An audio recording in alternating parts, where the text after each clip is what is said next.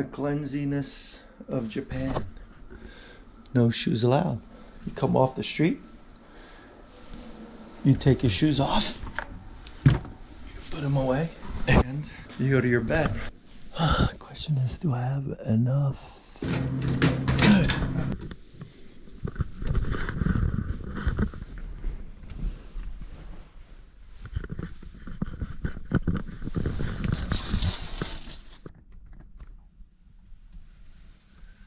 Welcome to Casa Silva.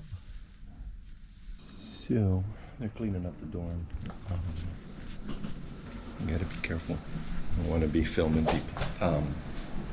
So they give you pajama.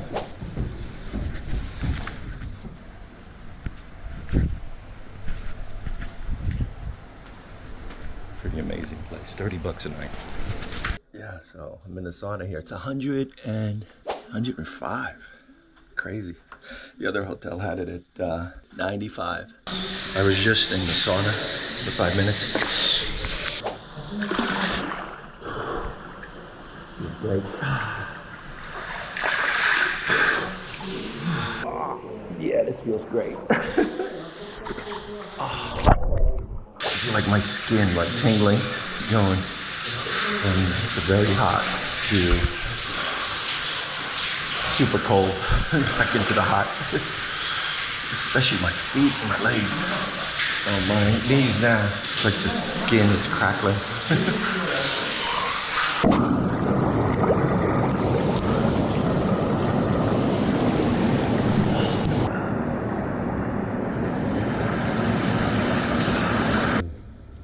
The only disbenefit I see in this place is you get 2 little towels. And the other place you had big towels. You had a face towel this size, and you had a bigger towel for the body.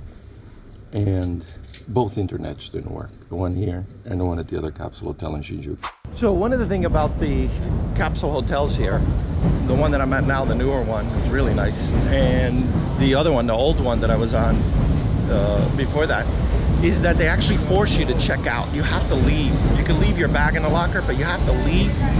But the other place was between 10 a.m. and 2 p.m. There's a train station up here. And this one is 11 a.m. to 3. So everybody has to empty the whole hotel. They do a full cleanse. Japan is pretty wild with this cleanliness.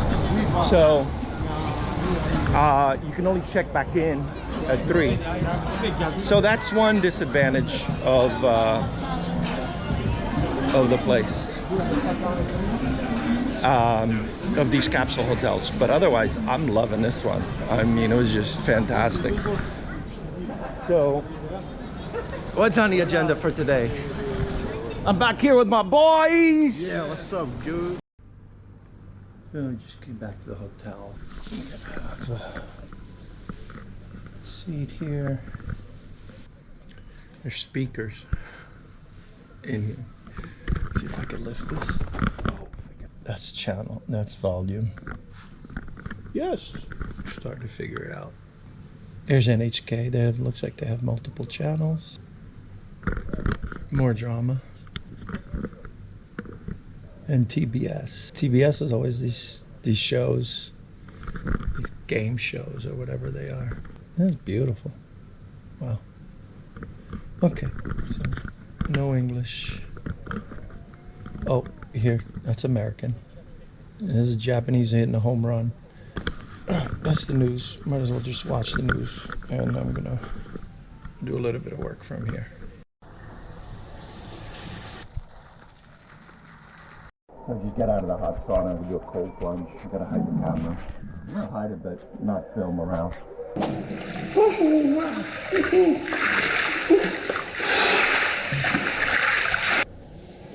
14 Celsius.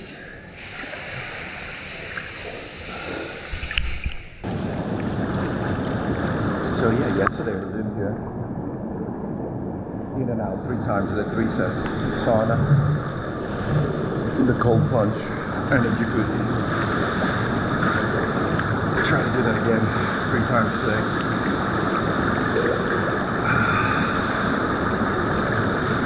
And this is my last day here.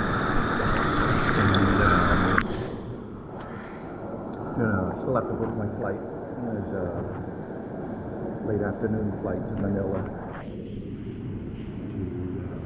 to go see my buddy Jimbo.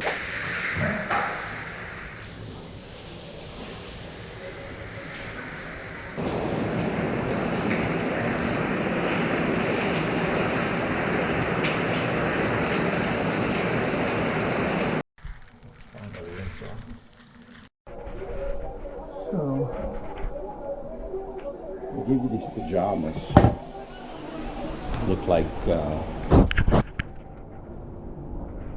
Fu Manchu. Around your neck. You need to keep this skin looking young, looking 37. This is really good stuff. I don't know what's in it, but I love it. Yeah, Japanese are known for their cleanliness. My tenant behind me looked at me like, who am I talking to? This guy's crazy. He's local gringo. These Americans. They're talking to themselves. Or to AI. So it was cloudy. Cloudy and cool, kind of nice. Chill out here for a few minutes to dry off. Speakers are right here. You got all the buttons to recline. And you can sleep here. And you can come here for a day spa. It's like 3 hours, probably like $14.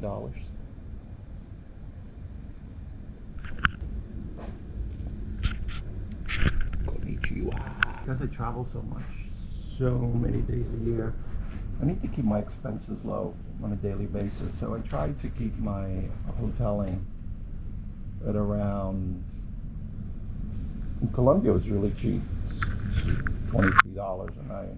Try to keep it somewhere under $50, under 60. You know, and if I can get it down to 30, 35, that's a really good comfortable level.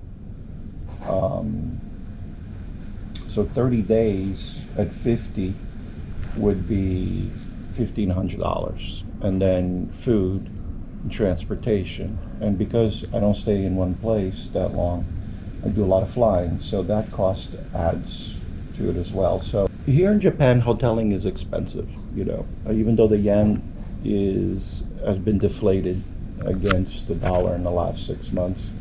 It's really good. I mean, the dollar has gained like 50% power against the yen, from about a little bit over 100 to 154 yen.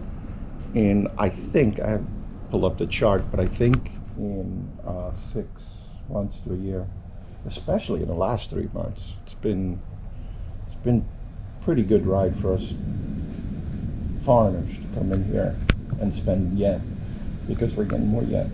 So Tokyo is a big city. It's a big international city, so hoteling is expensive. I mean, the cheapest hotel you can get here is about $100.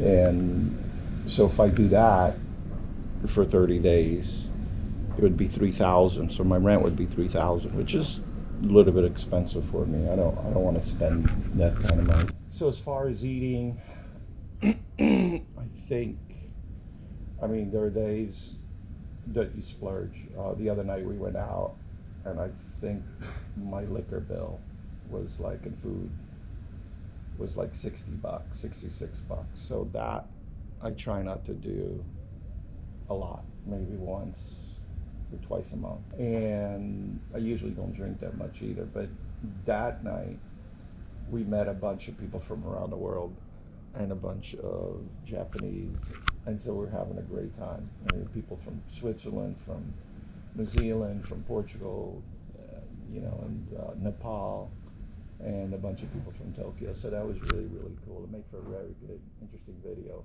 and we're having a good time. The music was good, the food was good, and that's the video with the we're at the Turkish place. So those times are few. So usually try to keep my food spending I mean, here I had a burger which was like a Wagyu beef burger, which was like, I think it was like 12 bucks, 14 bucks, something like that. And try to keep it somewhere between, somewhere under 20 bucks, 10 to 15, 20 bucks the most. And then I'll have a half a meal, or maybe I'll just have some ramen or something. So I'll try to keep that very low cost as well. And then when I'm hungry throughout the day, I'll snack. So I'll go to like 7-Eleven or Loft. I'll buy like dark chocolate, nuts. I bought some chestnuts. I bought some plums. I try to always snack on a healthy snack when I'm hungry. A lot of dark chocolate, a lot of nuts and chocolate, almonds, macadamia nuts, peanuts, or a mixed nut combination. In Colombia, I have access to the blueberries there at the store, and it's just anti-inflammatory. It's super healthy, and it's cheap. Blueberries in the U.S. are very expensive. I try to keep my food costs per day under 30 bucks as well. So I would say for food, drinks, and hoteling, if I could do about, and then I have to add the transportation costs. So here I've been taking trains, subways, train to the airport, subways to connect to different neighborhoods, and we did take an Uber. That did cost me, like 14 bucks, and that was a small ride. That was like 12-minute ride, 10-minute ride. In Colombia, you take a 20-minute ride and it's cost you $4. Remember when I was in Ukraine? So there's certain cities that Ubers are very, very inexpensive. I'm not a big fan of trains or subways. I always like to take a car. But in this case here in Tokyo, it was actually pretty easy. It's a very well organized, even though all the words are in kanji. Yeah, so then you want to factor in transportation costs. So you got car, train, subway, airplane. So my flight from Colombia to Hawaii was actually very, very cheap. It was $565. Last year I paid $750 for that flight. This is one way. I don't do round trips. Very rarely do I do a round trip. From Hawaii to here was $265 on Zip Air. I think I spent like 14 bucks on food on the plane. And they had free Wi-Fi, so that was really good. And my next flight, I'm looking at doing today, it's going to cost me about $322 for a 4-hour plus flight to Manila. So travel in Southeast Asia, air travel in Southeast Asia is super cheap. I can go from Manila to Bangkok to Thailand for like 75 bucks. I try not to use a carry-on. I actually haven't had a carry-on for the last 2 years. Try to travel with just a backpack, because usually you don't get fees on a backpack. As soon as they see a carry-on, because you're flying discount airlines, because you want $60, $70 fares, they'll nail you on the carry-on, right? So on discount airlines, the carry-on has a fee. On big national airlines, the carry-on is free, right? So I try not to use the carry-on. In the last few years, I've been using the backpack, which is a little bit more difficult because you have to carry it as opposed to roll it. Although on the beaches, when I'm doing beach towns in Mexico, it's just perfect, because I'll go all the way to the beach from the airport. I won't go check in if I come in early. And I could just put my backpack down. I have a little towel, a little light towel that I use. It's actually a sarong. And I just lay it down on the sand, and I'm there. I'm chilling out at the beach. With a carry-on at the beach with the wheels, you can't do that. You'd have to go to a hotel and drop it off, beg them to keep the bag before you check in. So an added step. So these are things you do when you're mobile and you're traveling. You try to think about the path of least resistance, right? Where you have a better quality of life, better travel life. So how much am I spending on flying? I don't know. That's something that I really don't track. I actually want to. I mean, last year, 2023, I did 6 trips in and out of Colombia. I did 1 in and out of Mexico, or 2 in and out of Mexico, I believe. I did 1 to San Andres, which is like an island really far out into the Caribbean. It's Colombian land, but it's like near Honduras. That's how far away from Colombian mainland it is. So I did that trip. I did an Ecuador trip before Ecuador blew up with its gangs and violence. And then I did a Dominican Republic trip, and I think that, yeah, maybe that was January. So in 2022, I did a round the world trip. So that, of course, has added cost. And the 6 trips I did in and out of Colombia, they were, half of them, I believe, were free. I just pay the taxes because I use mileage on my JetBlue card. So I got to go and put the flights, and I wanted to put these flights into a spreadsheet to see what my costs are for flying.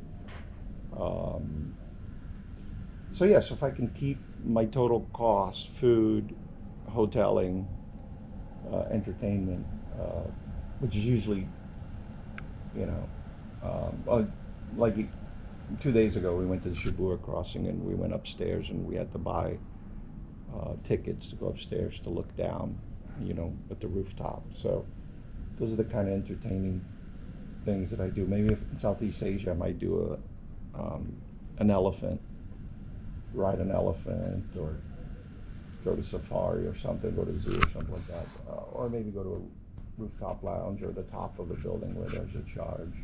So those are the kind of entertainment things that you do. If I'm at a beach, I might do a tour, go to an island or to a park in an island, or when I was in Langkawi in Malaysia, we went to feed eagles on a boat. We went to a lake inside an island, boat trip also, and then we did a couple of nice deserted beaches that they landed on, and we stayed there for a few hours. So yeah, so try to spend about 2,000 or less in food, hoteling, and then I'll have to add in, you know, sightseeing, and then I'll have to add in the transportation costs. So monthly, I don't know what it's going to be, like a few more hundred. So yeah, that's about it. I'll have more. I like to put everything into a spreadsheet too, so I can track everything. So I will have more definitive numbers. So maybe I'll make a video to show on a spreadsheet of what my costs are, because it's important. I mean, you look at what I'm doing, and you're like, well, what am I spending? You know, so you know, is it possible? Can I do it? You know, so it gives you some kind of idea.